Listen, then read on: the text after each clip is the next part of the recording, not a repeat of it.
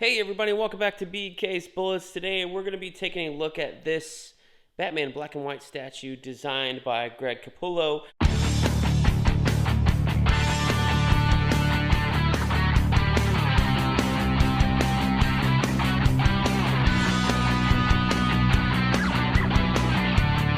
Statue designed by Greg Capullo. This is the Batmonster, as they're calling it. You may remember him from his appearance in the Court of the Owls.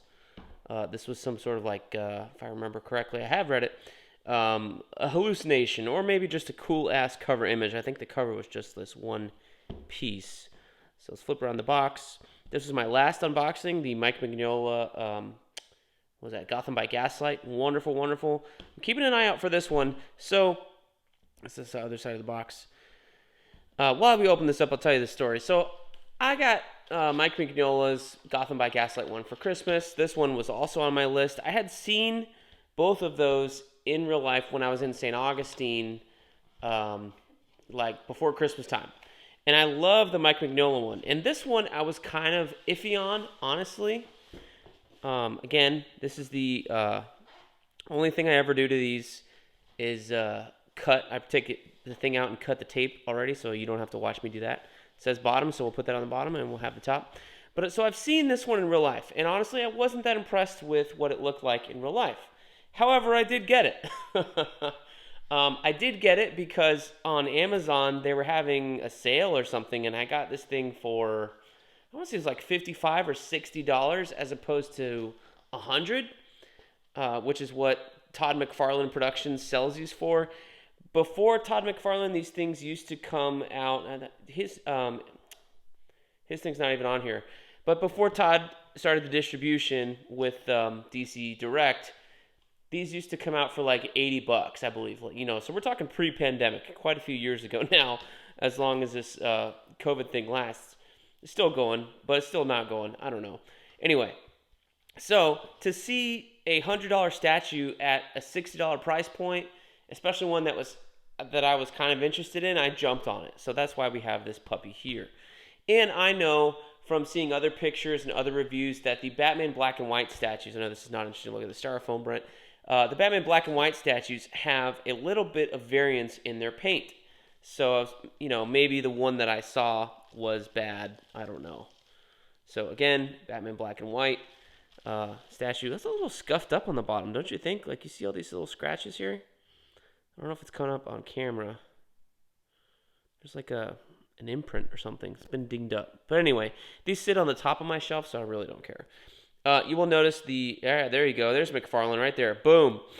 Big Spawn logo on the bottom of a Batman statue. That's hilarious. Love that.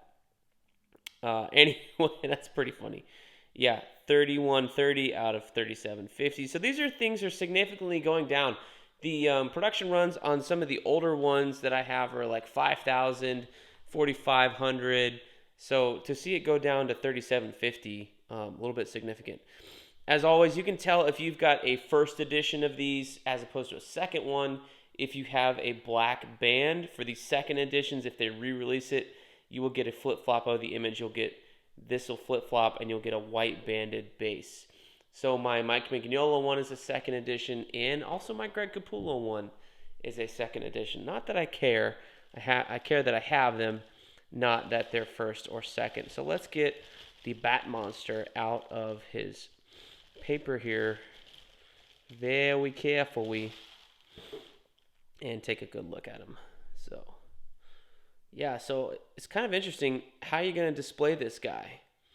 I think what turned me off initially looking at him was the way that this white is like painted on him. And let's pull up the thing here. So again, like I'm saying, the variation. So this is the box picture, and we'll put him in the same effect. He's got a lot less white, or maybe it's just the lighting on him here as he does here, which I think is fine. Honestly, it feels more realistic. What's actually on the statue. The talons look good. I think what put me off a little bit was that his whole side of his head here is white, and then he's got this big white eyebrow on the front. But I know, like with the Joe Madureira and the Mike Mignola ones, that they're doing more like comic book cell shading on these statues. So maybe that's part of this here. I don't think this is as cell shaded as some other ones. Interesting that they turned the bat logo like they didn't fill in the middle. That's definitely a design choice because the drawing is just this. Like on the cover of the comic, it's just this: the cape, the claws, the talons, and the head, and you got the little owl beak and all that. And all this stuff on this side is all sculpted and made up entirely by the sculptor. Let's get this piece of plastic. Oh, the foam out. Can you get the foam out? I don't know. It's tight in there. So if you got this one, be very careful getting this foam out. It's a little piece of foam, but it is wedged deep inside behind Batman's buttocks. And you turn to the side, will it wiggle a little bit? So you're getting views of Batman's side. I do like the detail of like they didn't just take the hands and leave them there. They did it all the way to the feet. You've got the new 50. This is the new 52 costume after all. So you got these weird Batman knee pads. But this is neat. This is pretty neat. I mean, the capes, all their capes on these Batman black and white statues, going out of focus a little bit, are beautiful. This one especially so because it's got all the feather work on here. That's really nice. And it's got a little bit more of a gray tone on the bottom here than the top. This is like more black. And then you get a lighter gray. And then this is light gray, almost white. And then you kind of get the shadow here. So all in all, I got to say, I'm pretty pleased with the paint on my Batman black and white Batmonster. So a worthwhile purchase? I would say hell yes. This one turned out way better than the one in the store that I saw in St. Augustine. I like the fact that these gauntlets they're all big. They also look like claws and talons. These things are massive. Again, this is the way the cover is. So let's see how he mounts in the base. Okay, we got him. I was sniffling and I was trying to rock him and not break him on camera, so I pulled him closer to me, but we did get him. So yes, I looked at the side of the box here. He is meant to be, kind of standing like this. So if you put him on your shelf, you're going to get a little bit of the side view, not quite the cover of the back, but you're not going to get the front either. So I guess you could display him like this and have him look entirely left. Or you could display them like, I think most of mine are like this. I think I turn one or two. I think I turned the Sean Murphy one so that Batman's facing. But I think displaying them like this is pretty neat. The other one that's turned is my Ethan Van Sciver one. Because that guy sits straight across this way. So again, it's just a base. You can display him however you want, however he fits on your shelf. But I kind of like this view. You get a little bit of everything here, which is nice. And then again, if you want to look at them, you can turn them and look at all the detail.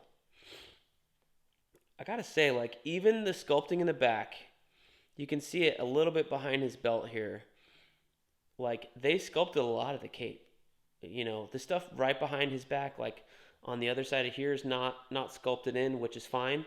But anything you can see basically has a little bit of texture to it, enough that you can like look in there and go like, oh wow, they really did a good job. So the inside of the cape looks great. The outside of the cape looks great.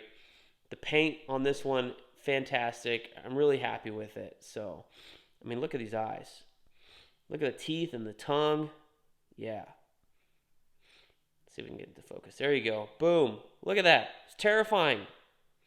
Yeah, this is the most unique one that I have. Most of my other ones are just, other artist interpretations of Batman. This is the only one that I have. I don't do the villains that come out in the Batman black and white. But this is the only one that I have that he's like transformed as something else. So top-down view, that's how he stands. It's probably how I'm going to display him. And it's very nice. So let me know what you guys think of this Batmonster. I'm so happy that Todd McFarlane Productions and DC Direct teamed back up to release these guys because I've been looking at this guy and the Mike Mignola. Well, Mike Mignola was a newer one, but the Batmonster and what was the other one I had? The Frank Miller one with the Dark Knight Returns armor. I think they were solicited in 2019, and I had some of them on pre-order in 2020, and they got canceled because of the pandemic. So I'm super happy to have this guy. You know, because we've been looking at him for years. So, and they're releasing a lot of other cool ones as well.